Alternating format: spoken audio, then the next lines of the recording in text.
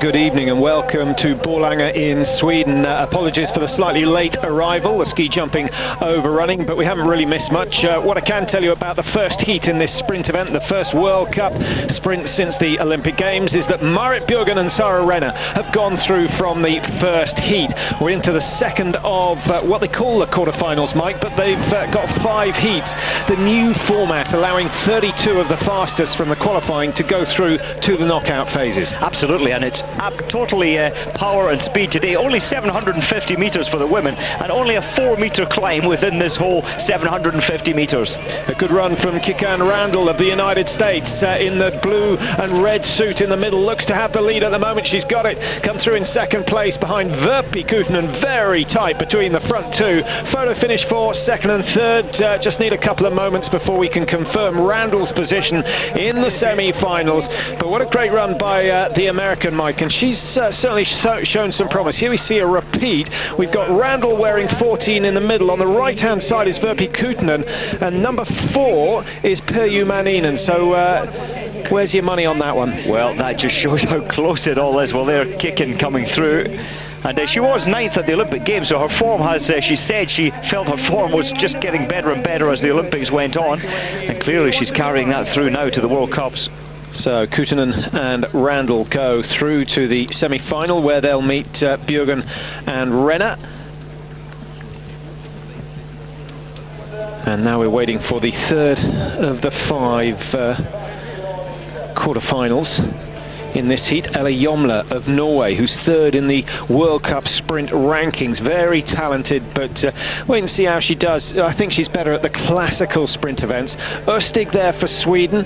For Germany, we've got Claudia Kunzel, the Olympic silver medalist. She's on fire at the moment. Siri Halle of Norway is there, and then Sara Soya of Finland alongside Rita-Lisa Lasilla as well. So 2 Finns, 2 Norwegians, a Swede and a German, and only the top 2 going through. Number 5 is Ella Jomla, who won the sprint event in Oberstdorf earlier in the season. Number 6, Emily Østig, sorry, and she said that she's feeling good. Clearly she is in 6th in the qualifying just, over an hour and a half ago. That's good form for her. Siri Halle from the Fossum Ski Club, been winning Scandinavian Cup events recently, so she's on form, but there's quite a margin between the Scandinavian Cup and the World Cup, as she's about to find out. And Lasilla there at the end, and it's going to be a tactical as usual, especially in 750 meters. It's all about tactics and getting the correct race line, the straightest line, obviously the fastest line. Well, I have to say I'm a big fan of the slightly shorter sprint, Mike, because it takes out the element of endurance, which a sprint event should by definition do. 750 meters, and you can see that they've gone flat out of the starting gate, and a good run so far from Ella Jomla, who's got the new complete suit in that covers the head as well. Maybe a little bit of a marketing ploy, but if she starts winning races, then it won't be long before others adapt the same form of dress. And she leads at the moment as they come to the first of the corners. Jomla in a strong position, but Mike, she hasn't broken away from the others, so she's in a danger position at the moment. She certainly is, but Ella, as she progresses through these heats, and I'm sure she will get through this one, her tactics begin to be a bit questionable. Here is fine, she's out front, but she doesn't like being in the pack. She's a very tall and powerful skier.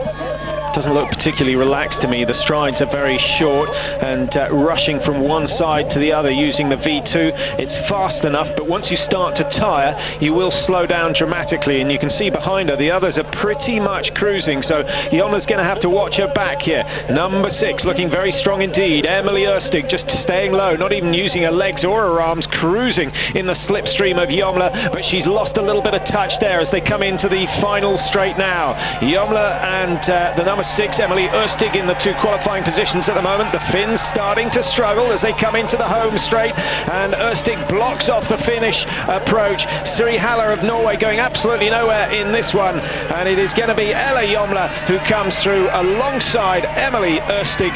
A brave run, but what have they saved for the semi-finals? Well, they haven't saved anything there. That was a total maximum from the word go, and there's Jomla, just totally nothing left in her legs. The lead that she created in the first 20 seconds, it was pulled back, so that has to be worrying for Ella Jomla. So Jomla 6th in the Olympic Games has gone through. Emily Ustig, in your picture, she's gone through as well. The number 6, 11th in the World Cup standings, could find herself in the top 10 after today. So the tactics of Jomla, well, not subtle at all. Let's get to the front and let's stay there. And she achieved that. Nice looking boot binding combination there, Mike. Very, very strong indeed. The modern materials allowing much more power to be transmitted from the leg into the ski. And that's what you need when you're dropping your body weight. There we are, onto the ski. You need good rigid support, and that's exactly what it's providing. And great performance there from Jomla. So, confirmation of the 2 qualifying skiers. So a bit of a surprise that Claudia Kunzel didn't partake in that last heat. Not quite sure what's wrong, maybe injured herself or not feeling too good in qualifying. Finished 15th in qualifying, which would indicate that Kunzel slightly below par. So the penultimate quarter-final, number 9, Aina-Kaisa Saarinen. Looks fairly intense at this stage. Second in qualifying, the Olympic champion, Chandra Crawford. Well, what a surprise that was. Probably the surprise of the game, certainly in the cross-country events, to take the gold ahead of some of the best Russians, Germans and Norwegians. Number 12, Ingmarsdotter of Sweden. The daughter of Ingmar, as they used to name themselves in Sweden. They still do it in Iceland. You take the name of your father and add either son or daughter. There's Avi Sackenbacher looking very relaxed, Mike. What do you reckon to her chances? I think her chances look very good, to be honest. And she's got to do something, as we see Wiebel there from France. Yeah, Avi Sackenbacher, she didn't take part in the sprint races at the Olympics, saving herself for the 30-kilometre, and I think that was a mistake. She has the potential to win these sprint races, and it didn't go well for her in the 30k at the Olympics. Well, of course, she took medals in Salt Lake City 4 years ago in the sprint event. That was her forte. She then focused on the distance events, and you can see here, Mike, she's down in 4th place. Just doesn't have that lightning speed that she used to, and that is probably a result of doing so much distance training. But look at Chandra Crawford again, the Olympic champion, the big, huge surprise, and it's that powerful stance that she has. Long glide. And total self-belief. Yeah, I like the length of her drive off the ski. You can see how far she pushes the ski out to the side. It's a very positive movement indeed, but her leg speed is like lightning. Just little flashes of explosion in those fast twitch fibers. And Crawford is looking the real deal. And if she can win this one, then everyone will certainly recognise her Olympic success as something other than a fluke. Absolutely, and Ingmarsdotter nearly got knocked over there, because when Chandra's taking a line, she's going to hold it, and she's strong. She is so unbelievably strong that she holds her line. She won't be put off into the speed skating technique, and this is good work from Chandra Crawford, just saving those arms for the last straight as they go round the final bend now. This is where she's got to watch out, because the rest are lining up to attack her, but Chandra Crawford gets a beautifully clean line off the last turn, and she's stolen a couple of meters. Still a bit of pressure coming from the red bib, trying to work out who it is. It's not Sackenbacher, who's really struggling with the pace that's been set. It's the number 12, Ingmarsdotter of Sweden. It's going to be Chandra Crawford and Ingmarsdotter who come in to qualify here. Great display of sprinting. Avi Sackenbacher left in their wake. The Frenchwoman also, Wiebel, way off the pace, and it's Ingmarsdotter and Crawford who go through. What about that photo finish? Well, Chandra led it for most of the way, but I think she did get there to the line first, although we'll find out soon. And look at this young talent from Norway. This is another up and rising star, only 20 years old. The Norwegians keep on. Actually, she's Swedish on my entry list. Is it my mistake or yours? No, it's absolutely my mistake. That makes a change. The red suit has totally thrown me. Of course, she's Swedish, yeah. Well, the fact that she's wearing red indicates she's not even in the Swedish national team. So here she is in a World Cup and putting pressure on the Olympic champion. What an opportunity for her to attack the person who holds the #1 crown in the world. Didn't quite get her on the line, but Chandra Crawford, well, exactly the same tactics as she used in Pragelato, went to the front and just gave it everything to stay there. Yeah, and I think they are good tactics. They work for Chandra.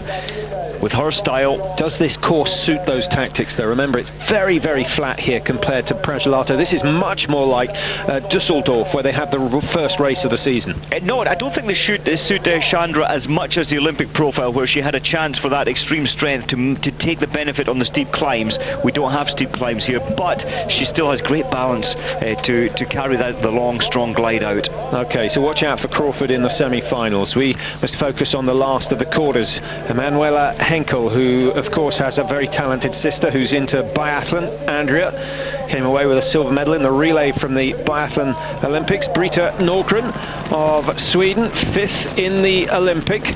5 Olympic races is what I meant to say. A very heavy program for her. I hope she's recovered. Arianna Follis of Italy, 2nd in the Olympic qualifying, finished down in 7th in the event for real. Becky Scott of Canada, well, she looked bitterly disappointed not to take medals in the individual events at the Games, Mike. Yeah, and the good thing for Becky, I think she looks so tense and frightened at the Olympics, but looking much more relaxed tonight. Sarina Michel of Switzerland, the only Swiss competitor to get through to the last 32, and then number 28, Magda Genuin of Italy. And the Italians had a fabulous Olympic Games on home snow. I just suspect that their form is going to drop off very quickly, but I think you think otherwise. Well, I think they'll keep hold of this. It's only just over a couple of weeks since the Olympics, and they should be able to keep their form. Not many more World Cups left on the circuit. Well, we'll see how we go. We'll certainly get a good impression when we see the first knockout round of the men's event coming up shortly after this. Good start from Becky Scott in the middle, dressed in black, wearing bib number 18, and she's got the perfect line because the first turn is a left-hander, and Becky Scott is exactly where she needs to be. Manuela Henkel wearing 13 in the middle of that leading trio, and on the far side the number 8 Britta Nordgren, who got a 16th place in Davos. I think she'll be happy if she gets through to the semis. Yeah, Britta doesn't like this. Well, it's difficult racing in a tight pack like this. Britta needs space as well. And at the Olympics, we saw Nordgren going from 19th in the qualifying right the way down to 28th, sadly, in the final. You have to admit, Mike, this is real sprinting. There's no cat and mouse because the course is so short. They're going off 100% from the line, and it stays that way right the way through. I think you've either got to decide, I'm going to lead, or I'm going to try and come into the home straight, having saved as much energy as possible. There's just such little time, though. As soon as we take the left-hander into the home straight, you really can't pull back more than, say, 5 meters at the most with such a short course. Well, everyone who's led into the home straight has managed to qualify, so that's looking good for Becky Scott, who has the first place as they complete the final corner. It's 150 meters to go from here. Becky Scott of Canada leading. The third qualifier, Arianna Follis of Italy, in second place at the moment on the inside line, but she's got to watch out for the Germans. Manuela Henkel making a charge on the far side. Looks as though Becky Scott's going to get this one. Still looking very comfortable indeed, although the stride slightly shortened, balance starting to go at the end. It's Follis and Scott who get through. Henkel's got herself into a photo finish, but I don't think it was that close, really. Nope, you've got to place yourself there in the top 3 coming around that left-hander, and they all know that. They've been watching the heats and watching the tactics, and so it's a fight to get to that final corner. Well, I'm looking forward to seeing Peter Larsson of Sweden in action. This is just the sort of course he likes, and I think he may have had something in designing it because he's got 3 wins in his career. They've all come on a course like this down in Dusseldorf, all in Dusseldorf, where it's very flat with just one little hill, which is pretty much what we've got here. So Becky Scott coming through comfortably, and on the near side Arianna Follis also going through to the semi-finals, where they'll meet Inmarsdottir and Chandra Crawford, the 2 Canadians up against each other. That's going to be an interesting contest. We're going to take a quick break. We'll be back in just a moment with the men's quarterfinals. Stay with us. Check this out. Check out Eurosport's brand new World Cup magazine. Get the inside stories on the latest word. All those gems of information will give you everything you need to take part completely free in the World Cup game. Become the #1 trader at wcg.eurosport.com. The name of the winners will be announced after each magazine show. The prizes: an MP3 player with portable speakers and a mobile digital video recorder. World Cup magazine twice a month on Eurosport. And sign up today at wcg.eurosport.com. Digital Pictures, presented by Fujifilm.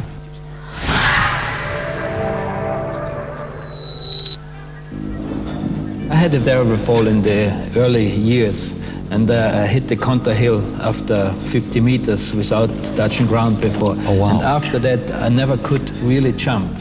And then I had to adjust my skiing. I knew I would jump way farther than anyone else, and it would look very awkward. But it looked dangerous. I mean, it looked like you're gonna fall down. But it made me famous.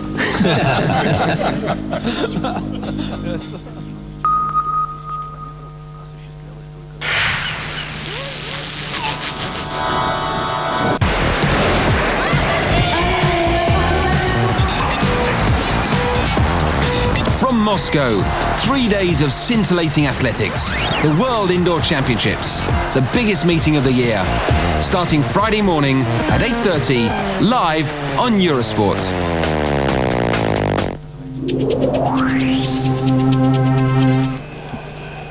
Welcome back to Burlenge. We're just waiting for the start of the men's quarterfinals in this World Cup.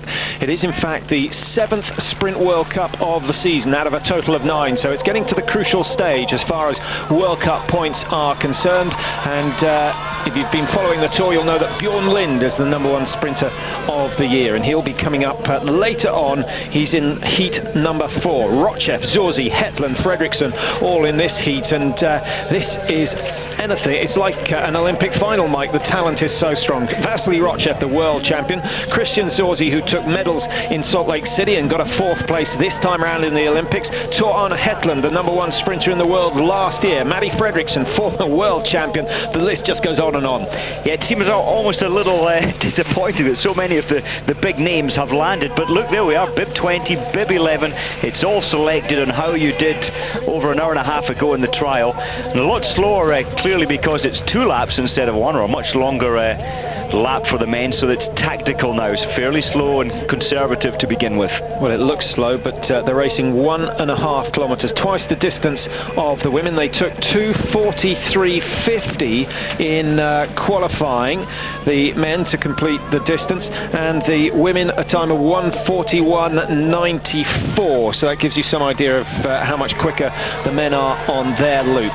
Good skiing from Christian Zorzi, who's gone away very strongly indeed, wearing number 10. The Italians back in their blue and white suits. The Olympic suits put aside for now. I guess they go on show in the local bar. With a lot of people coming to watch the races down there. I think Zorzi was so unlucky in the final. He got Toby Fredriksson's ski pole right in his chest in the last 250 meters. It anchored him, and of course getting the sharp spike into your chest, it did him no good whatsoever. So yes. A little bit of bad luck. Not a pleasant feeling, but he was very angry. He felt that Fredriksson had done it on purpose, which absolutely isn't true.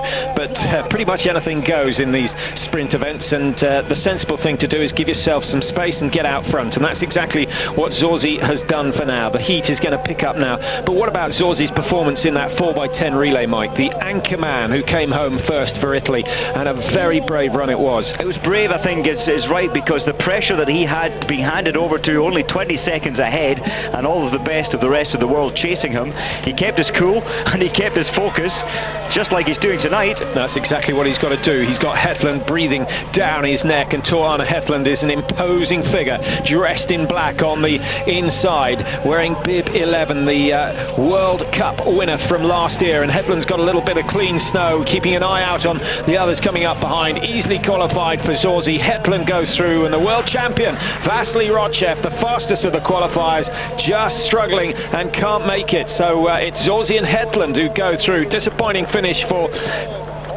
Vasily Rochev. I thought we might see something special from him, Mike, but he is a better sprinter when it comes to the classic events.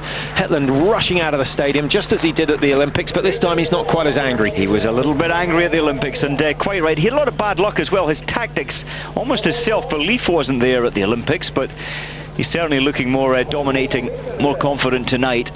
Well, the Norwegians were bitterly disappointed with the way things went. They didn't pick up a single cross-country gold medal, which is the first time that has happened since 1988. And many saying it was the worst results they've ever had. And they were expecting to come away with at least 7 golds. And that was taking into account that the fact that Marit Bjørgen wasn't really firing on all cylinders. So Zorzi and Hetland are through, and they'll meet the top 2 from this heat, and the second finisher from the third heat. So those semi-finals with 5 in a heat. Debatolis,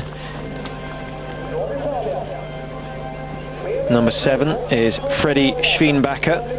13 times he's finished in the top 10 positions. Number 4, Devon Kershaw, the 23-year-old. Guess where he comes? Canada and Canmore. Canmore producing a massive top skiers now. How an investment that they made in the Olympic Games back in 88. It really has paid off, Mike. It has. It's generated a base under underneath the Olympic tracks. It's all tarmac, so they can roller ski there in the summer, and they've got a great energy, a real great belief in themselves. Novikov from Moscow, 25th in the Olympics. He'll be hoping for a little bit better tonight. And Christoph Eigenmann, the Swiss skier, who's on his own as far as the Swiss go. Their only woman has been knocked out in the first round. Let's hope that Eigenmann can do something special. But he qualified in 27th place, and he was 5 seconds down off the quickest qualifier. So I think he's going to struggle a little. Where's your money on this one, Mike? Well, I've just got a good feeling for Freddie Schwienbacher and also Michael Ostberg. But things, it doesn't always go the way of the favourites. But Ostberg there does look comfortable at the moment. Ostberg in the white suit, wearing 14 on his bib. He's had 2 fourths so far this year, so he's got through to 2 finals, which is no easy feat. But he's been outclassed and outwitted in both finals that he's taken place in, finishing in last place in both. So let's hope that he can go one better at least today. His brother Freddie not making it through to the finals, so he's achieved his first aim, which is to get the better of his brother. Well, that's the all-important brotherly competitiveness. Devon Kershaw has gone out amazingly fast, and I think he's going to suffer as we get into the final 200-300 meters. The others aren't really interested in taking it on at the moment, but it is a very fast pace. All credit to Devon Kershaw. I know that he spends a lot of time on the glaciers in Canada, Kershaw, along with the Canadian women, so that is also a huge factor for the Canadian athletes, keeping in touch with actually skiing rather than roller skiing in the summer. Kershaw just positioning himself well. He's far enough out to the right to stop people, or to make anyone who wants to go around the outside to have to work for it, but he's staying close enough to the left to prevent anyone from coming in on the inside. So a little bit of gamesmanship, but very intelligent skiing from the Canadian, and he holds pole position as they head off on the second lap. Kershaw leading from the number 14. That's Michael Osterberg, who's had a very good season, lying 7th in the Sprint World Cup standings at the moment. Number 17, Novikov, the 25-year-old from Moscow. Can he do better than Vasily Rochev, who failed to get through from the first heat? And sitting at the back, Mike, Freddie Schwienbacher has really got to wise up, because if he stays there much longer, he's going to be nowhere when it comes to the final sprint, and they're building up to that now. Time is running out for Schwienbacher. He's off. He's trying to get round the wide way around, but that's where it's difficult. You're covering the further distance, but I think Schwienbacher's got to, well, he has to work for it. Not too much to do. He's left himself far too much to do. Great change of pace from Devon Kershaw as they came into the home straight, and surely he's going to come through in first position. Bit of a fight going on for second between the number 14, Osterberg, and on the far side it's number 27, that's Christoph Eigenmann of Switzerland. Very, very tight. I think Osterberg might just have got it. Eigenmann makes a dive, lunges for the line. It's the ankle that stops the clock.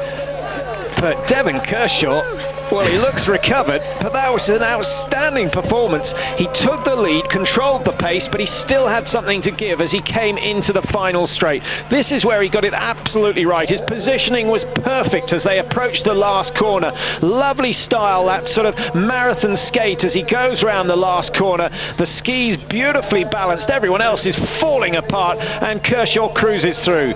Now we're just waiting for confirmation of the second place. Streaks ahead. It's the Swedish leg, I think, that's got it, Mike, by a couple of toenails. So that means that Michael Osterberg is going to get to race again alongside Devon Kershaw. Zorzi, Hetland, Kershaw and Osterberg. That's a mouth-watering semi-final coming up in 10-15 minutes or so. Now, Toby Fredriksson all ready to go for his quarter-final. Always looks a little bit chubbier than his brother Matty. Yeah, but I wonder if, but very strong as well. He's well developed in the gym, and that's what the sprinters are doing a lot of these days, is strength work in the gym.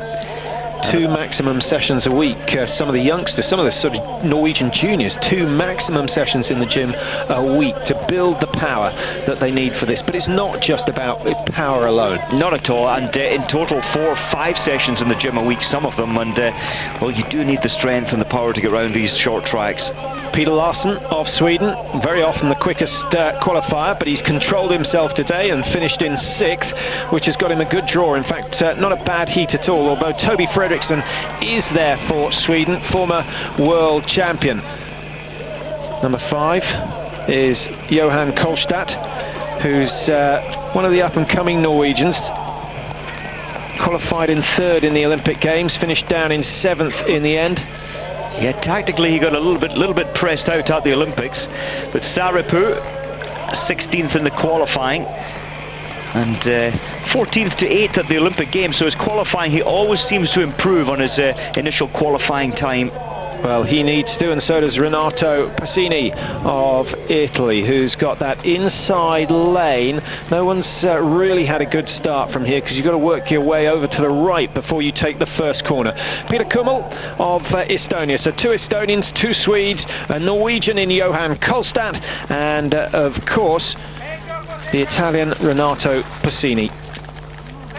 Kolstad and Larsson, the 2 fastest qualifiers. I think Larsson is likely to find himself in a strong position after the start. He's got bib number 6 on. Kolstad in 5, and the Norwegian sprint team always racing in black, which makes them fairly easy to pick out. You know, as we've seen each of these heats, it's normally the person who takes the lead have been able to hold it to the line, but different tactic this time. It's going to be slowed down by Peter Larsson early on. Happy to keep it slow. Well, he's very quick over a short distance, and there's the first fall, and in fact, well, that's a disaster. Renato Passini has gone down, and he's taken Antti Saarapu of Estonia with him, and Saarapu is now 45-50 meters off the leaders, and he's got no chance. You can see him in the background. He's going to make a valiant effort to get back in touch, but if he does so, he's going to be shattered when he catches them, and they'll just leave him. A brave effort. He's hoping that this pace isn't going to open up to Max until the second loop, but that's his only chance of getting back in. Well, I can't see a Chariots of Fire scenario coming out here, can you? He's fighting. It's almost impossible, but he's really trying. Well done, the Estonian. Well, if he just gets in the back of this, he might stand a chance, but it's highly unlikely. Yeah, my money's on the fact that as soon as he catches, Peter Larsson's going to turn up the pace. Larsson's loving this. He's just taking it nice and easy. He knows he's one of the quickest over 200 meters, so the easier he can get to the final straight, the better it is for him. And here he goes. They're starting to wind it up now.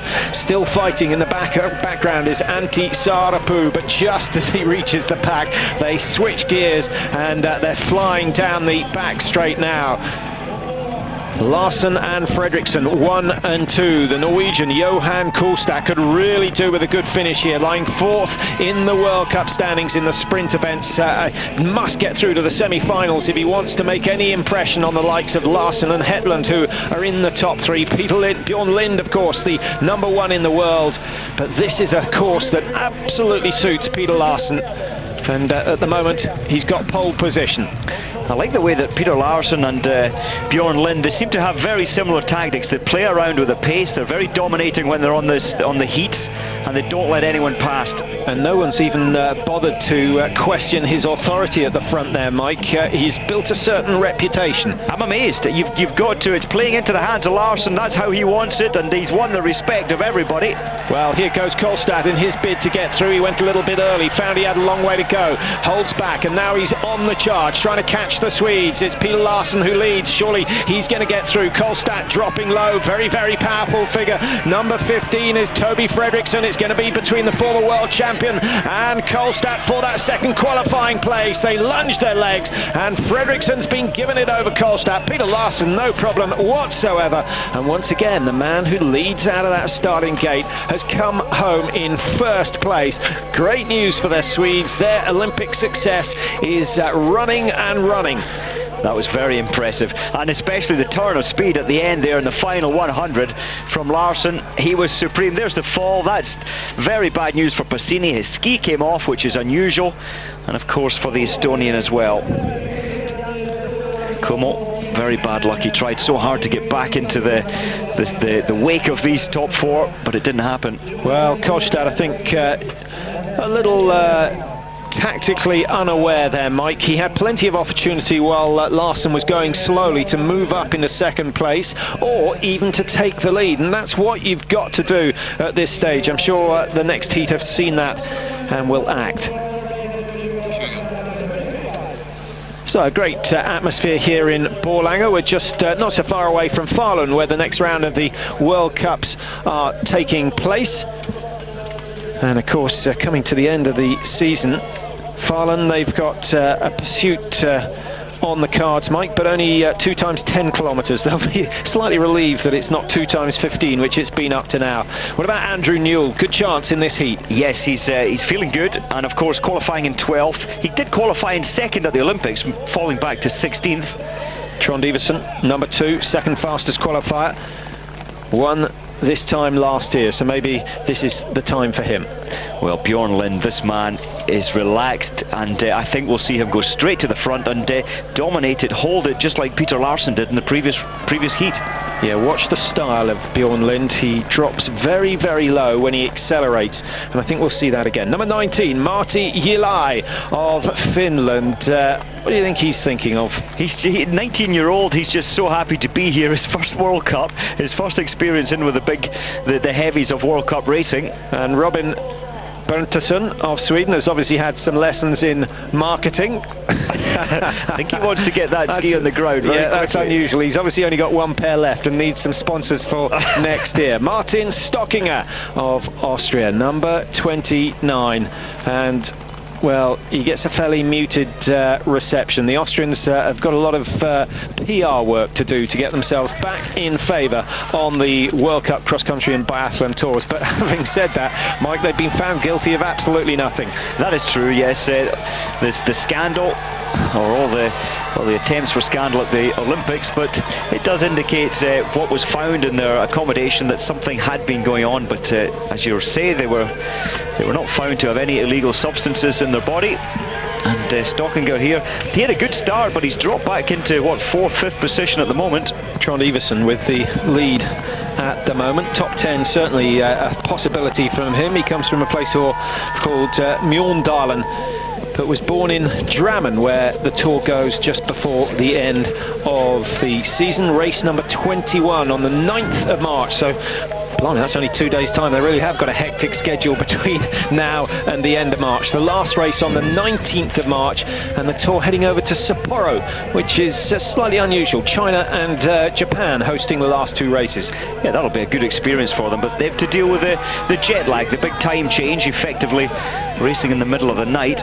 Iversen, I think this is a great move. He's the tallest man on the circuit at 1.94 m, and he needs space, and that's what happened at the Olympics. He couldn't find space. He was in the pack, and he just could not get through. A little bit unlucky with his tactics there. Looks very comfortable with the pace at the moment. Hanging out the back is Robin Berntsson of Sweden, actually, just finding it a little bit too tough. Martti Jälä, the number 19, right at the back. And this really looks as though it's between three men. Andrew Newell still biding his time, but he's got to be wary that no one has qualified from third position on the final corner as yet. But he must be supremely confident after the successes he's had this year. Number 2 in qualifying in the Olympic Games, proving just how fast he can be, Mike, but I think he got a bit excited in that situation. Yes, he did, and this is a good control of this heat. Eli at the back, good that he's here. He did win the Youth Junior Olympic Festival last year in Switzerland in the sprint race, so he is a good sprinter, but not able to stay with this speed.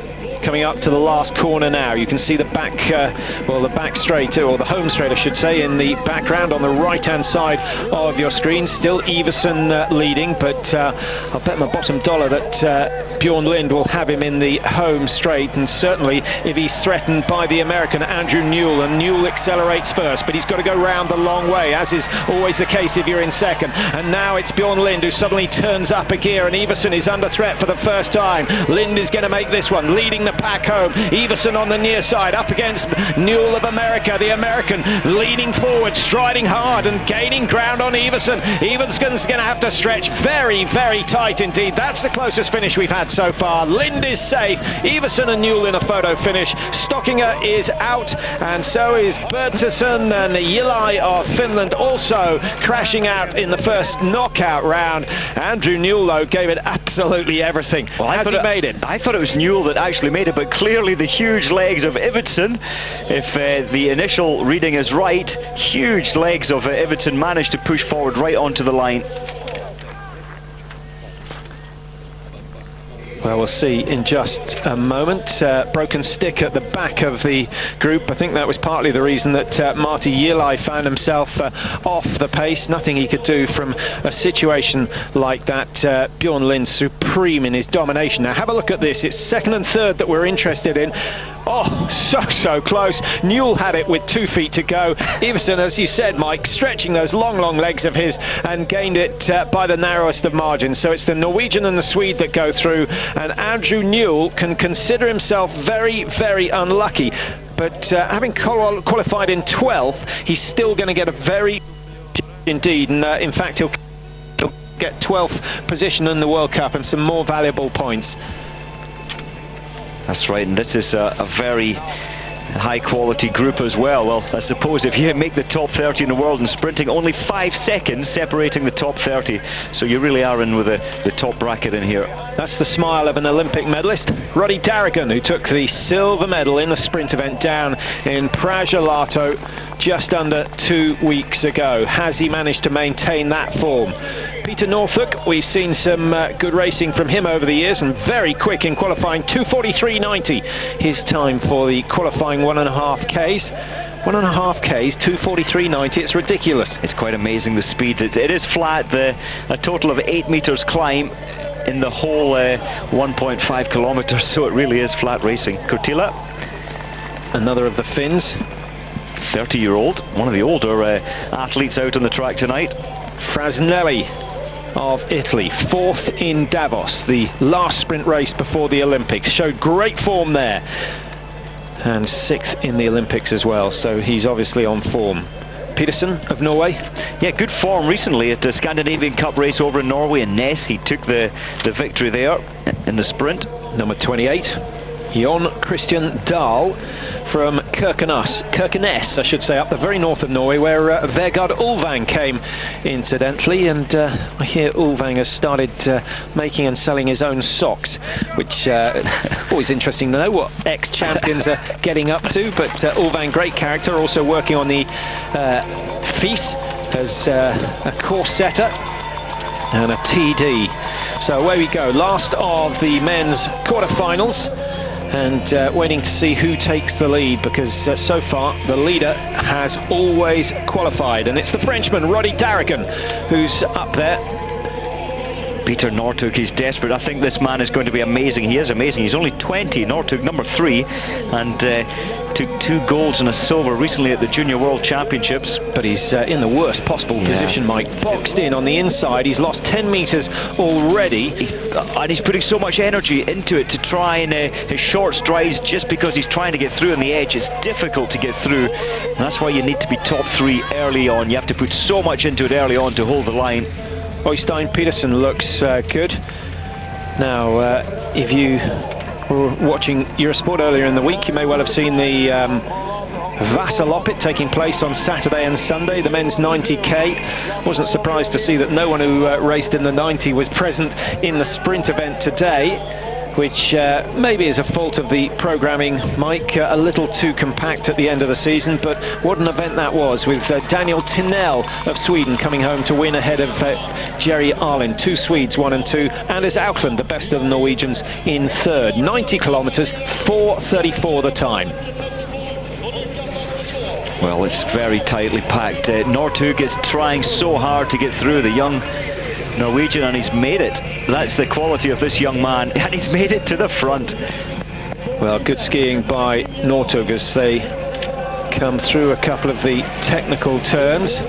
He's got to go over this little rise, brake to the right, and then it's a long sweeping turn to the left. So he's made his bid early, but looks as though he has the legs on Kaijo Kurtila of Finland, who's wearing 8 in 2nd place at the moment, and it's starting to get frantic. Kurtila tries the inside line, but Northug's not going to let him go. He wants to lead into that last bend, and he's absolutely right to do so. And there was a lot written about this young man. They were saying they should have taken him to the Olympics. The Norwegian press giving the selectors a hard time, and when Northug was asked, he said, well, you know, I'm happy to race at the moment and I'm sure I'll get my chance. Well, he's making it tonight. I think he's looking a little tired, but he does accelerate as he comes round the last bend, and he'll gain another couple of metres. He comes slightly wide to force the others to go even wider still. Roddy Darrigan looking for room on the inside for France, but he's not going to go. He's not going to be able to do it, and Northug is absolutely flying through to the finish. I don't think they're going to catch him. Good fight for 2nd and 3rd to get the 2nd qualifying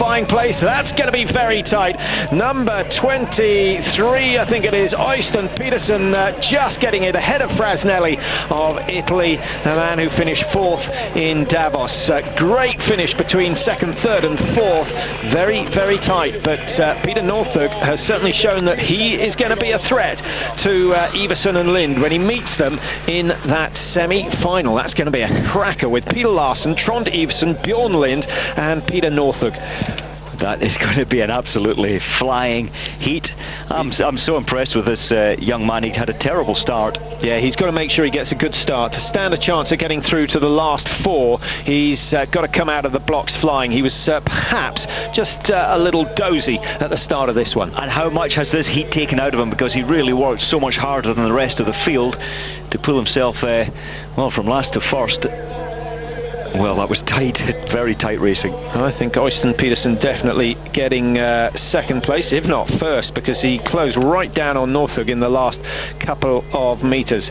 So Petersen, Northug, Lind, Iversen and Larsen will meet in one of the semi-finals. Fredriksson, Osterberg, Kershaw, Hetland and Zorzi in the other semi-final.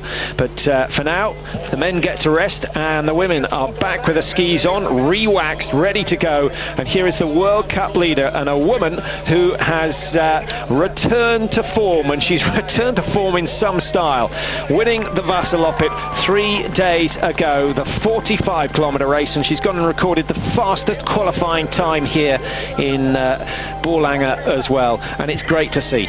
Amazing. And Kuiten in there, number 7, she also raced on Sunday and came 4th in the 45-kilometre marathon race. Sarah Renner, disappointed from her Olympic sprint, but she's hoping to put that right tonight. She was 16th at the Olympics. Renner, Crawford and Becky Scott all here. The Canmore Club can be very proud of themselves to have got 3 women up to such a level. What about Ella Jomla? See how she gets on in the new suit. Looks as though she's going for a speed skate, but at the speeds they're going now, maybe it's a sensible move. Number 14, full of smiles, as always, Kicken Randall of the United States. She has got certainly she's got a lot of speed, 9th at the Olympics, and well, 2 individual medals at the American Championships, which qualified her for the Olympic Games. Under starters' orders, and Ella Jomla has set her timing wand off already. Stand by, we need a cue point.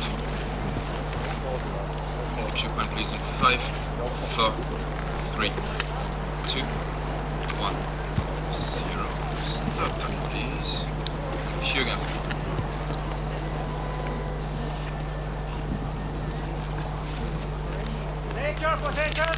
So, under starters' orders for the second time of asking. And away they go. This time it's a clean one, and a very good start from Jomla in the red suit in the middle of the field. The Canadians watching out for Sara Renner in 10. The Canadians in black as well as the Norwegians. Don't get them confused.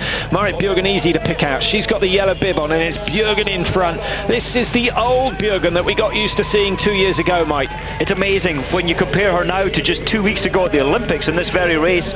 There is no comparison.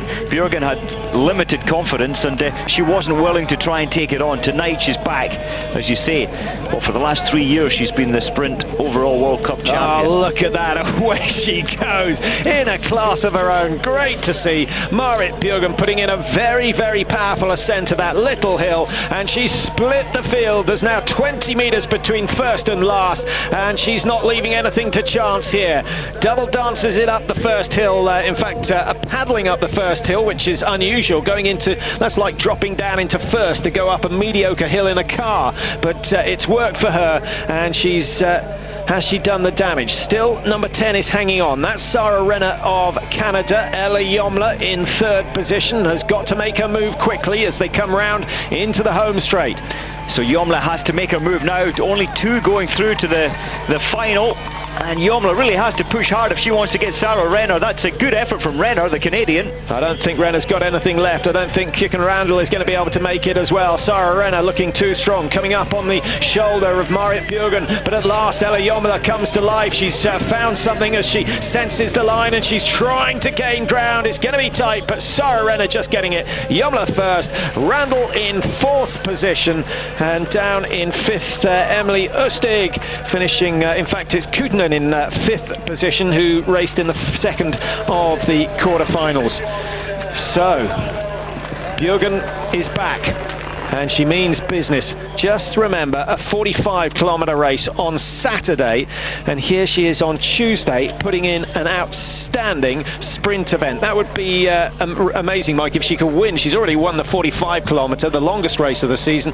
Is she going to go and win the shortest race of the season over 0.75 of a kilometer? And just 3 days later, how many? I think she can win tonight. I'm just thinking, how many sports would a marathon runner 3 days later take part against the best sprinters in the world over 750 meters? Never. It just doesn't happen. No, that wouldn't happen. But I think it does show, for one thing, it proves 2 things for me. Bjørgen is back to her best form, and it's happened in a space of 2 weeks. She's been home to just outside Trondheim, been and stayed with her mum, got some good food, had some rest, got away from the pressure of the media, and it's paid off hugely. Also, it proves that the 45-kilometer race isn't long enough, because if it was, then she wouldn't have any glycogen left in the muscles, and it would take her a full 2 weeks to recover. Well, I think it was pretty hard. 1,300 meter climb within that 45 kilometers. You're too nice. Østig there with belief. The Swedes are doing well tonight in the men and the women's event. Comes from a place called Piteå in Sweden. Have you been there? On the Finnish border, I believe. It's a long way north. I have been past near to that place, but small village.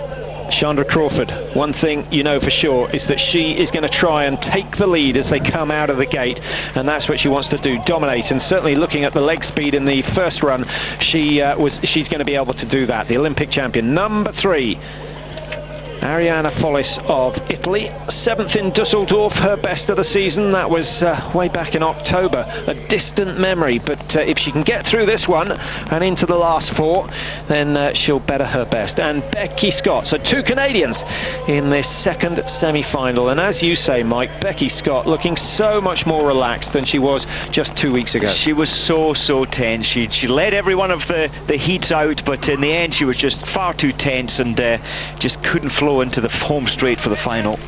Well, Becky Scott has been the number 1 Canadian since 2002, but her dominance now being threatened by Sarah Renner and Chandra Crawford. And look at Crawford. She's amazing, absolutely. I thought Becky would be up there with her leading Canadian 1 and 2, but Becky's at the back at the moment. Chandra's just, it's just the power, the amazing confidence of balance, and the body drop there on each of the skis. Everything moving all the time. There's no static movement for Chandra Crawford, and that helps the balance. She's always in a state of dynamic balance as she goes round the track. And as you pointed out, Mike, dropping the body weight onto the six is only a subtle movement, but the timing of it is perfect. It absolutely is. Well, she's got what she wants. She's got a clear lead, and this is exactly as she did at the Olympics. And I felt she was a little bit more tense. Life has changed for her now that everyone is looking at her as the best, and the psychology of that changes. She's looking slightly more tense on the start line, but she knows exactly what she has to do, lead it from start to finish. Well, not a foot put wrong so far by Chandra Crawford, and she's done exactly as Marit Bjørgen managed to do in the first semi-final, split the group, and really there are only 3 women in this one. The big question is whether the number 3, Ariana Follis of Italy, can overtake Norway's, not Norway's Ella Jomler, it's Sweden's. Number 3, is it Ingmar's daughter in there as well? Number 12, who's making a move now. Chandra Crawford starting to tire for the first time and looks to be in a spot of bother here as Ariana Follis comes through. Follis is going to qualify, and it looks as though it's going to be the Italian and the Swede who go through. Can Crawford come back to life in the closing stages? Well, Ørstig and Crawford, first it went to Crawford, then it went to Ørstig. We'll have to wait and see, but they haven't made a mistake on the caption as yet, Mike, so it looks as though it's good news for Ørstig. I think so. Just in the final meter, she managed to force her way through. Well done to the Swede, and sad for Crawford. So we'll take a quick break. We'll be back and we'll confirm the positions the moment we get back. Follis and Ørstig it is who get through. Crawford looks as though she's going to go out very tight between those two, but the call has gone to the Swede.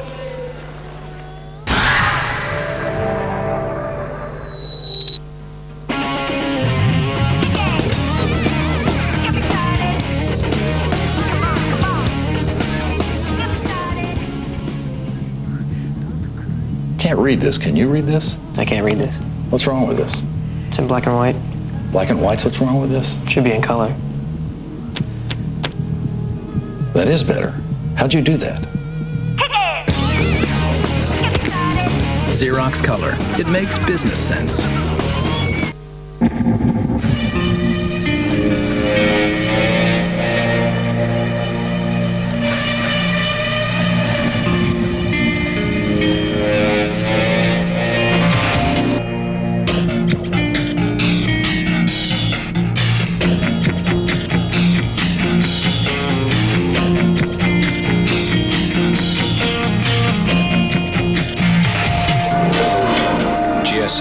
Suzuki.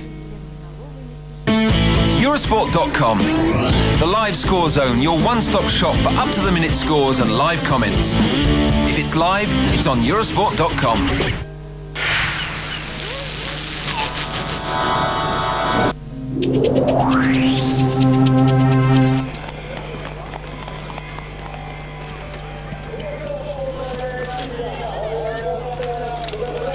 Welcome back to Burlenge and the first of the semi-finals in the men's World Cup sprint event.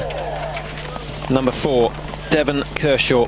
Fantastic performance in the quarterfinals. I hope he hasn't put out too much energy. He needs something special to cope with the likes of Toby Fredriksson of Sweden, who's alongside him, the 2003 world champion, looking meaty and strong and fairly determined as well.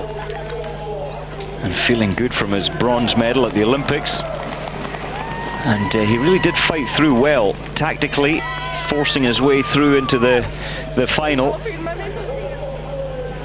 27. Christoph Eigenmann. Now, that's a slight change. We had Michael Osterberg down as a qualifier, but obviously Eigenmann has got through instead, and we've had no explanation as to why that is.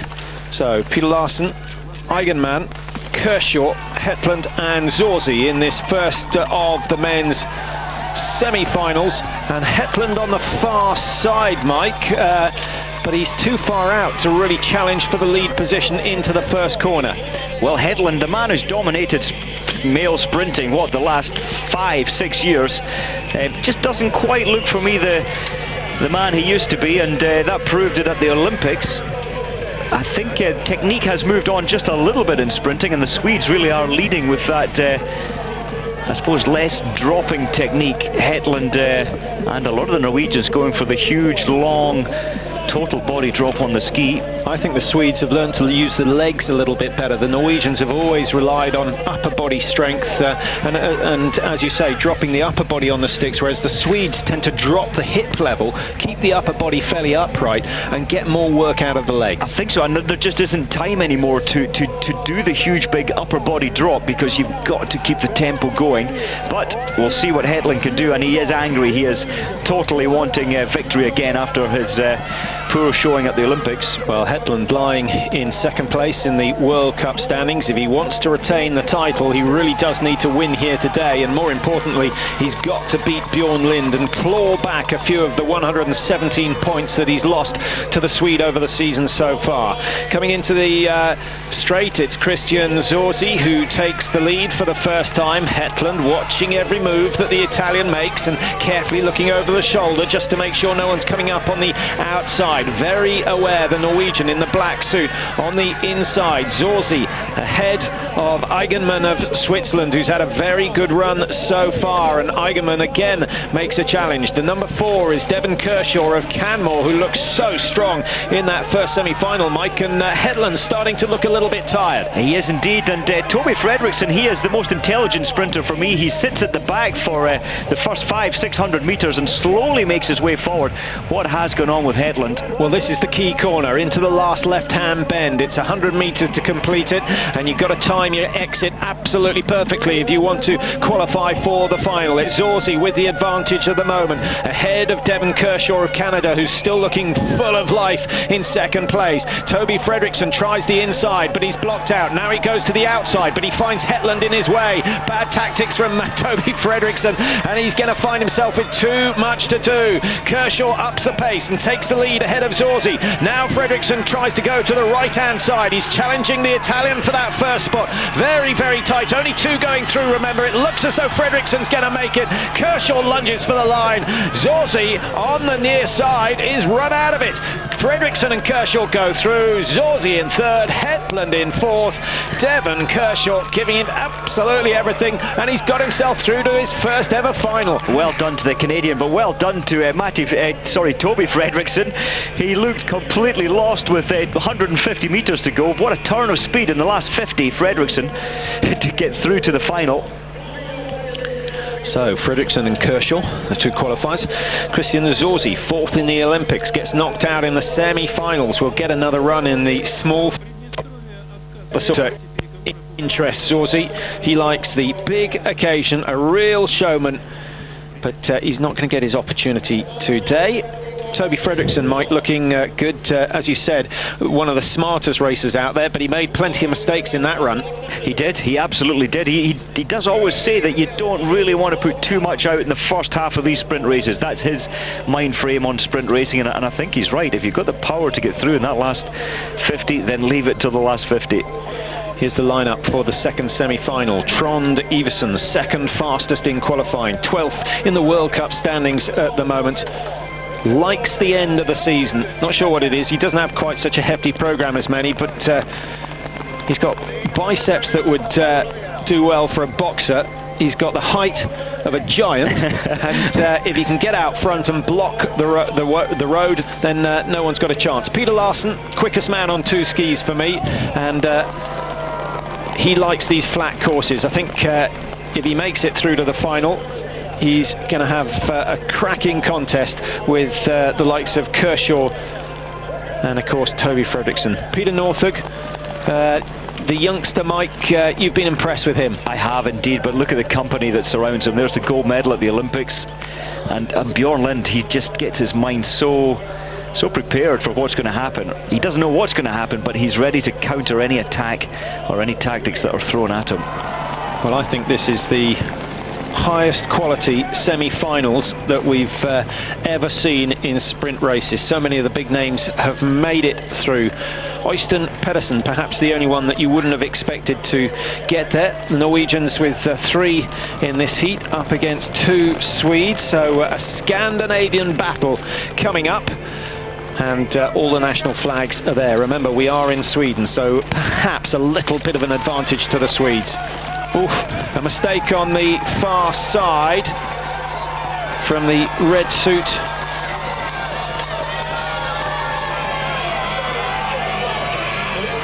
Yeah, that's it. It's Trond Iversen, yeah. Trond Iversen making a mistake, and he's found himself slightly off the pace, but no real panic at the moment.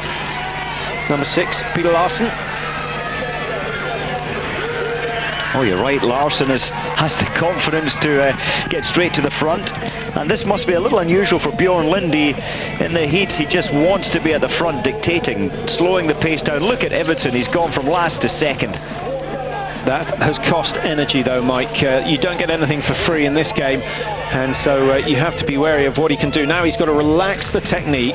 As you said earlier on, very tall man, needs the space to be able to ski smoothly, and now he's been squeezed out. Maybe the others know that, and he's gone from second back to fourth.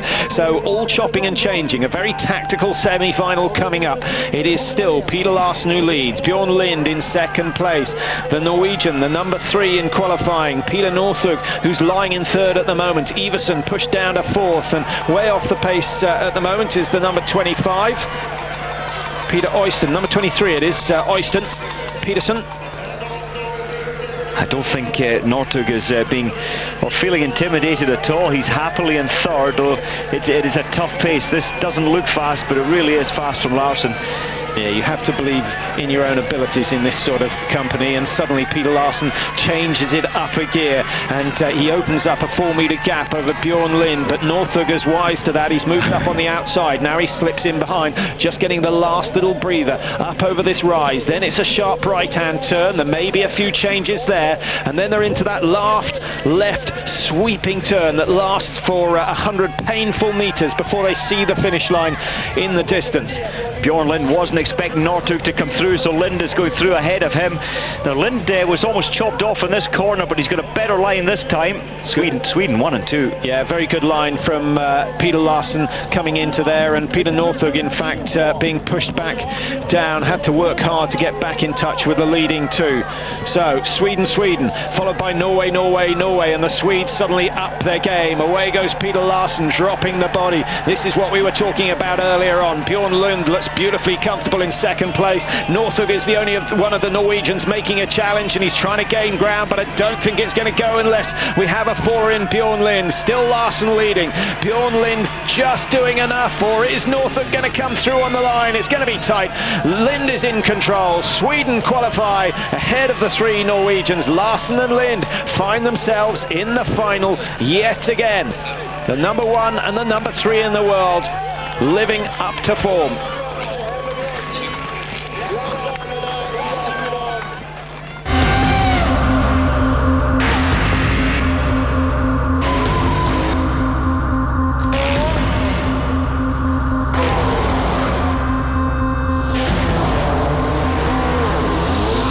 Eurosport, number 1 in motorsport. Tuning up for another red-hot season of MotoGP, Eurosport is back on track, live from March the 25th.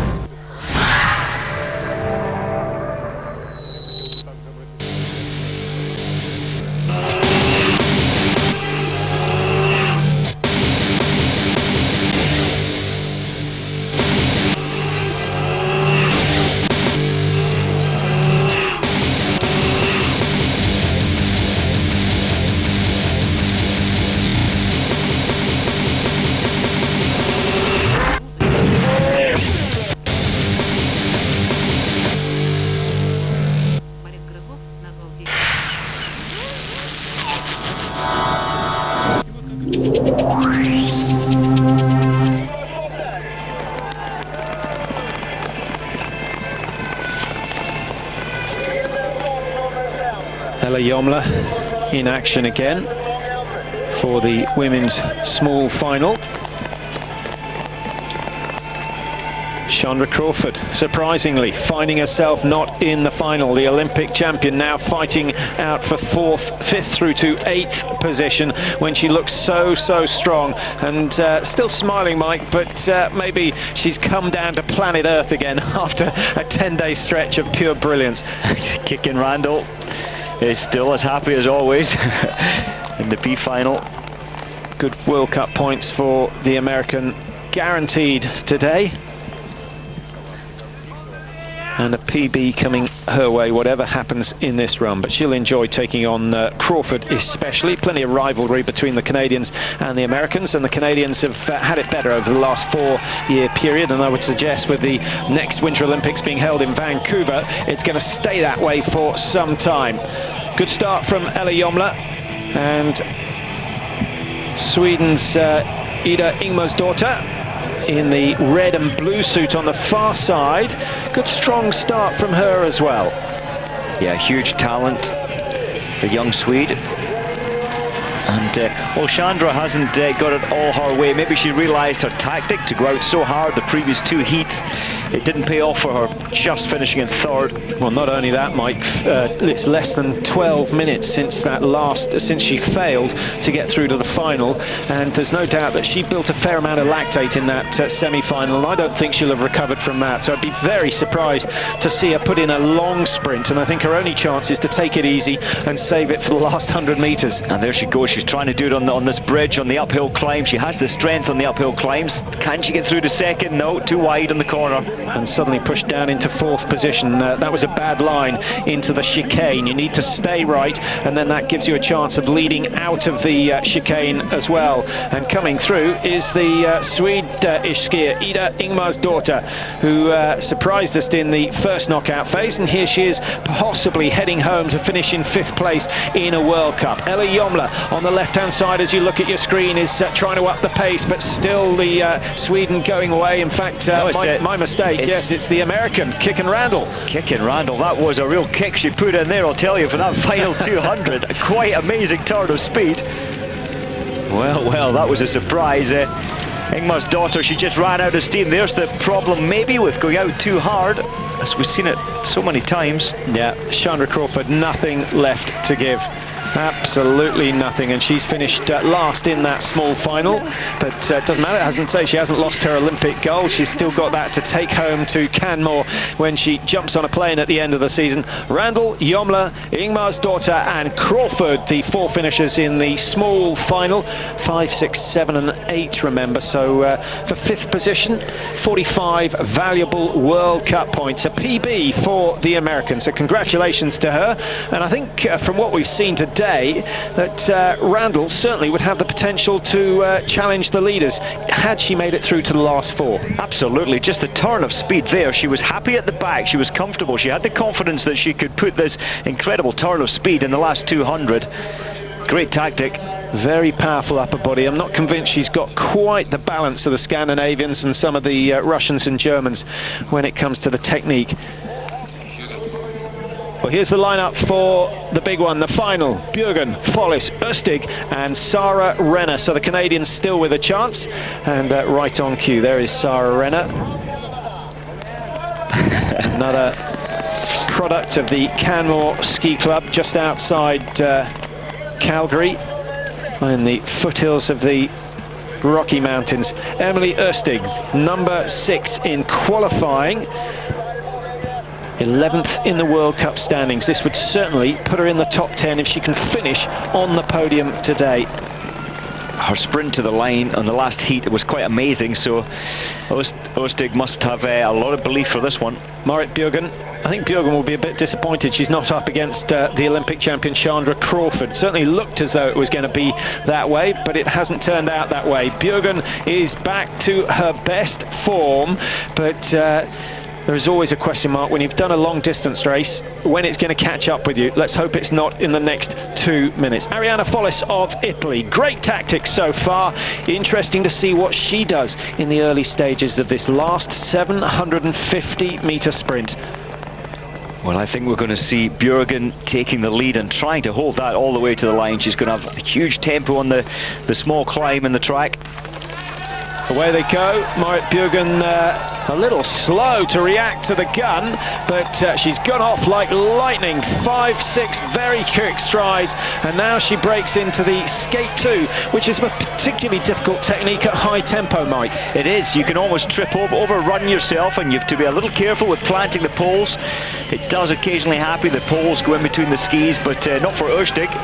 Advantage Ørstig as they come out of the first straight. In second place, the Canadian Sarah Renner, still looking very comfortable, and the World Cup leader, the overall World Cup leader, I should say, Marit Bjørgen, at the back of the field at the moment. And that's the problem from a poor start. She didn't quite read the start.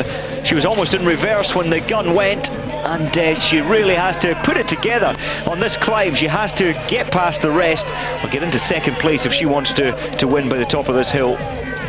Well, there goes Bjørgen starting to make her move, and they gave her lots of room on the inside, which is a difficult position to come through from, and she worked her way up into second, but suddenly gets pushed down into fourth again. It's going to have to be a last monumental effort from Bjørgen if she wants to win this one. Needs to position herself well as they come into the last corner now. It's still Ørstig of Sweden leading the way. Number 3 in second place, Ariana Follis of Italy, and it's Follis who makes the move first. Sarah Renner of Canada goes on the outside, and Bjørgen's going to go the long way round. She's blocked by Renner. Very, very difficult indeed for Bjørgen to get through from here. Ørstig leading. We've got Sarah Renner in second place, and Bjørgen still trying to squeeze through the middle, and as she does that, it's Ariana Follis who comes on the inside, and it's going to be Follis who takes the win. Bjørgen making a last charge. I think she's going to get second, but it's Follis who holds on to first position. Bjørgen completely outwitted in that one. Takes second place. Not bad. First at the weekend in the Vasalopp. It's second today in the sprint event. Wasn't quite the fairy tale comeback from illness that we were expecting, but still a great effort, and what a day for Ariana Follis. Yeah, great day. She was third in the qualifying at the Olympics. She dropped back to 7th there on home ground, which really disappointed her, and what a difference a couple of weeks makes. She's put that behind her and come through to take victory. I think that's a great performance from Bjørgen, though, just 3 days ago winning the 45-kilometer race, and she just, her tactics, Bjørgen put herself in the wrong position. She just couldn't get through early on. So, great final, great result for Ariana Follis and the Italians. Bjørgen in second, Renner on the podium for Canada, and Emily Ørstig just raced out of it. The lineup on Eurosport this weekend. Live from Moscow, the very best of athletics with the World Indoor Championships. Live from Portugal, the world's top 12 nations in women's football in the battle for the Algarve Cup. And live and exclusive from southern France, cycling and the finish of the week-long Paris-Nice on the Promenade des Anglais. The World Indoor Athletics Championships, football and the Algarve Cup, and the finish of the Paris-Nice, all live on Eurosport this weekend. The end of the season is almost at hand. Kathy Wilhelm is in a league of her own, but for the men it's going to be a close race right up to the end. Sven Fischer is in the lead, but Poiré, Grice and Bjørndalen are right behind. The Biathlon World Cup from Pokljuka starting Wednesday with the men's sprint at 14:15, live on Eurosport.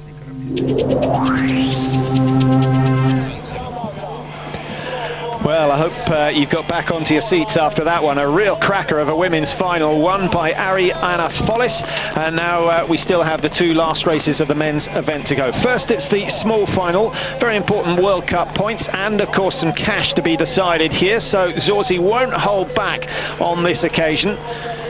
Still can't get over his performance in the last leg of the 4x10 relay, where he brought Italy home to the gold medal. That was one of the greatest events in the games.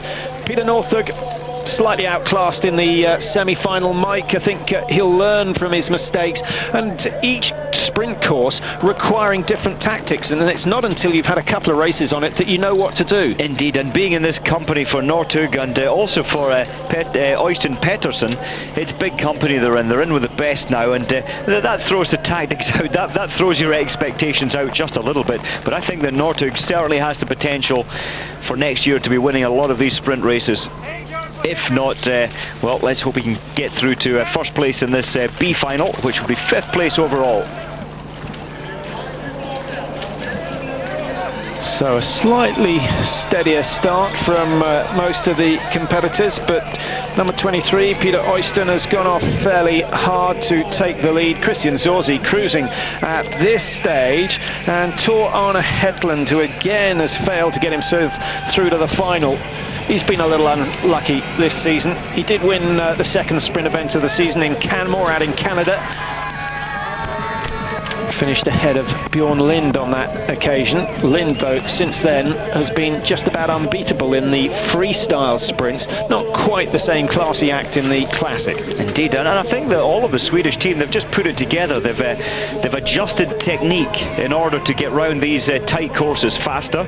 And quite interesting, 3 Norwegians in this, the B final, and 3 Swedes in the A final. And that really is the new world order, Sweden being the best at sprinting. Winding the clock back to the early 1980s when they were so dominant with Svan and Vasberg and Eriksson. The list just went on and on. Ottersen and Morgren, all those skiers who could, all of them who won World Cups at one stage or another. And I think you can safely say the change that's come around this season is the coach, the belief that the coach has given it. It's not always the training, but it's the belief in the man that says, well, no, you can do this. You can be better at sprint racing. And ironically, he's Norwegian. And ironically, he is. and he has been criticising the Norwegian methods and systems, which I don't think has gone down very well at all. Well, back to the race. More of the politics later on. Zorzi it is who leads the way after an easy start. I think we're building up for an almighty last 200 metres here, Mike. Zorzi has the lead ahead of Hetland. The pace just picking up a little. Oyston Peterson just struggling a little at the back and getting himself tied up. Hope that hasn't affected the chances of Peter Northug. Northug now is 5-6 metres behind as Zorzi turns up the pace over the last little hill.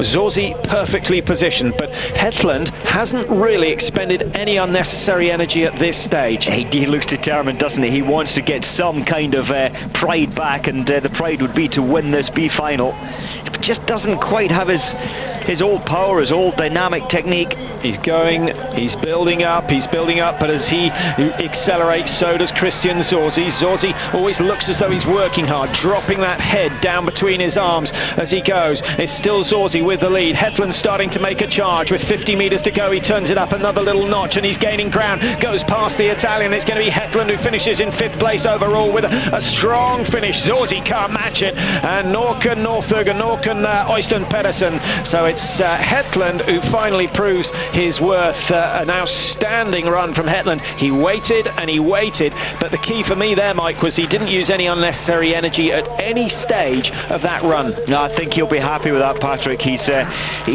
been out of sorts. He hasn't been happy with his racing, but as you say, everything there went beautifully well for him, and nobody could touch him in that last 75 metres. 2:51, the winning time of the small final. Compare that to Vasily Rochev's qualifying time of 2:43.50.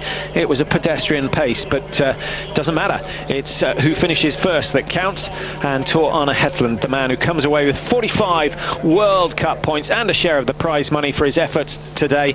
Not the #1 position that he wanted, but he will have learned something from this last sprint, and I think we'll see some good results from him when the Tour goes to Drammen for the sprints there, and of course China, where they're sprinting as well.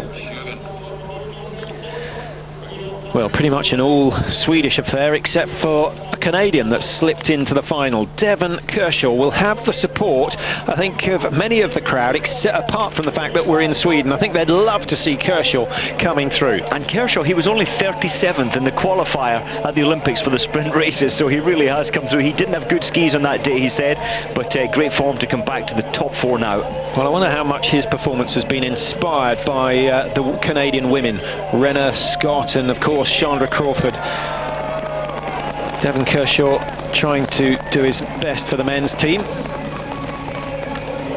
Larsen, Fredriksson, and Bjorn Lind, the Swedish men. That's Peter Larsen. Big yawn. Falling asleep, or is that just a pre-race? Well, the top Alpine, Franz Klammer, I remember, if anyone remembers that far back, it's adrenaline. You yawn, you get more oxygen in, and it is adrenaline charging around your body. It indicates when you're yawning on a start line. It does, it stretches the lungs, opens up the alveoli, or whatever they're called, and just allows you to get more oxygen in. And I think we'll see Toby Fredriksson happy at the back for the first lap anyway, and just making his charge towards the end. Remember, this is twice the distance of the women's finals, so you can't really afford to go flat out all the way. 2:43, 2:50. Devon Kershaw, delighted to have made the final. Let's hope that he's not going to accept that that is good enough for the night. We want to see a good fight from the Canadian, and judging by his semi-final performance, I think we're going to get it, Mike, but he had to work desperately hard to come through in that semi to finish in second place ahead of Tor Arne Hetland. It was the narrowest of margins, but Kershaw is here. The number 4 on the inside, up against 3 rapid Swedes. And this is the 4th sprint tonight that they've done in what, almost less than 2 hours. Your legs, especially in the last 45 minutes, 3 sprints, your legs are shaking at this point. Quick massage in between rounds? Yeah, the masseurs are out there quickly trying to release, get rid of the lactic acid, loosen off the muscles. You need to try and relax. They've been jogging around a little bit as well, just trying to keep the bodies warm and muscles moving. Yeah, the mind is telling you to stop and rest and put your feet up. Your body really just needs to keep ticking over, so you flush all the lactate out of the system. So, nice steady pace over the hill for the first time. Next time they come around here is going to be the key position. So are we going to see Peter Larsen win his first World Cup away from Germany and Dusseldorf, or will Bjorn Lind do what he's done already 3 times this season and take another win and extend his World Cup lead? Larsen in bib number 6 and Bjorn Lind wearing 9, and Toby Fredriksson in the middle of the Swedish pile. Kershaw, you know about, in the black suit for Canada. Well, I think we're going to see Bjorn Lind. He's way at the back at the moment, but he's just looking so relaxed. I think we're going to see him coming through, possibly to take it. Fredriksson, not his normal tactic, stayed in second all the way from the gun. Well, they've still got 780 metres to go. They haven't even come round from the first lap as yet, but already the pace is starting to pick up, and this is a bid for home, a long bid for home from Toby Fredriksson. Maybe he knows that the only way to beat the quick-fire muscles of Larsen and Lind is to go early, and he's giving it a great crack, but Peter Larsen saying, I'm having none of that, and he gets back in control of the race and tries to slow it down once again. Indeed, they're beginning to know each other so well, especially the Swedish sprinters. The only way to crack Bjorn Lind is, as you say, to push the pace, make it fast from the word go. Devon Kershaw trying to make a bid on the hill, but he was in the wrong position. He should have known that you've got to be on the right-hand side if you want to move up through the order, and he squeezed from second back down into third again. Still Peter Larsen leading, still not a hint of life from Bjorn Lind at the back of the field, but as you say, Mike, he still looks fairly fresh. He just looks so confident, Patrick. I think Bjorn Lind there at the back, I don't know how he's going to do it, but I feel he's just going to put an amazing turn of speed in this last 200. Peter Larsen goes early. He knows the threat from Bjorn Lind at the back of the field. 150 metres to go. It's Larsen from Fredriksson, from Kershaw, from Lind at the back of the field, and Lind looking for space. Which way is he going to go? He's going to have to move quickly because Peter Larsen is really stepping it up, and Fredriksson coming on the inside. Fredriksson, the bigger build and the stronger muscles, pushing hard. He's gaining ground. Devon Kershaw coming through, could well get second place. Very tight for second. Fredriksson gets the win though. Brilliant win from Toby Fredriksson, who gets his first win of the season, out skiing his 2 teammates who've been a class above him all season. Very, very popular victory indeed. And congratulations to him. Peter Larsen made a brave effort to get the first place, but I think he did everything right. He tried to slow it down. Fredriksson's bid to go early on was absolutely the right thing to do, because he'd skied a little bit of that lightning finish out of the legs of Larsen, and Bjorn Lind, Mike, nowhere really to be seen in the home straight. Nowhere to be seen. He couldn't get through. He was happy at the back, but when it came down to the big ask of giving it everything, he just couldn't. He just could not force that final 200, and he's desperately disappointed. Well done to the Canadian, Kershaw, on the podium for the first first time in his career. Great stuff, and all the Canadian girls there to congratulate him, and that's going to be another party. They've had a great time over the last 2 weeks, and it's a sign that the Canadians' bid for glory in 2010 is already paying dividends. There you see the results. Fredriksson, Larsen 1 and 2, Devon Kershaw on the podium, and he's beaten the Olympic champion to boot. Great night for him. Bjorn Lind down in 4th position. 5, 4, 3, 2, 1, 0. Stop, please. Björgen, you have 30 seconds away. Another great night of sprinting. Marit Björgen just failing to win the women's event, out-sprinted in the end by Ariana Follis of Italy, but good to see her back in form, and great to see Toby Fredriksson also looking very, very lively as well. Brave effort from Fredriksson. He was hungrier than the rest for that victory, and the team spirit of Canada, well, it's given Kershaw the belief to make the podium as well. Well, that's the end from Borlänge. We'll be back in Falun. The cross-country skiers in action tomorrow as well. Double pursuits on the card. Hope you'll join Mike and myself for that. But for now, from Borlänge in Sweden, it's goodbye and good night, and thanks for your company.